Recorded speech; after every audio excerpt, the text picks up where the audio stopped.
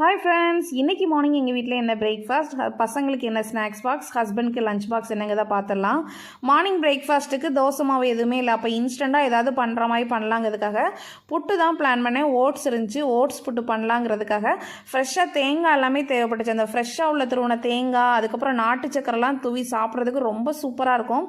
நான் வந்து நாட்டு சக்கரை இல்லாதனால ஒயிட் சுகர் சேர்த்துட்டேன். ஸோ இந்த ஓட்ஸ் புட்டு நம்ம இன்ஸ்டண்ட்டாக பண்ணிடலாங்க, ரொம்ப சூப்பராகவும் இருக்கும். பசங்களும் நல்லா ஸ்வீட்டாக இருக்கிறதுனால அவங்களும் விரும்பி சாப்பிடுவாங்க. ஸோ மார்னிங் பிரேக்ஃபாஸ்ட்டுக்கு எல்லாருக்குமே ஓட்ஸ் புட்டு வச்சு கம்ப்ளீட் பண்ணியாச்சு. பசங்களோட ஸ்நாக்ஸ் பாக்ஸ்க்கு இன்றைக்கி ஃப்ரூட்ஸ் தான் கொடுத்து விட்டேன். நேற்று ஸ்நாக்ஸ் பாக்ஸ் கொடுத்து நேற்று வீடியோ போட முடியல. ஸோ இன்றைக்கி வந்து பார்த்திங்கன்னா ஃப்ரூட்ஸ் மெயினாக அவங்க ஸ்கியூவர்ஸ்க்காக தான் ஃப்ரூட்ஸே இப்போ கேட்குறது.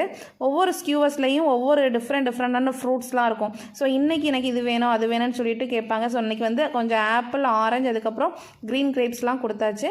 லஞ்ச் பாக்ஸ்க்கு வந்து பார்த்திங்கன்னா ஒயிட் ரைஸ்லாம் வச்சுட்டு கூடவே கேரட் பொரியல் பண்ணியிருந்தேன். அப்புறம் புளிக்குழம்பு வச்சு ரொம்ப நாளாக ஆச்சு.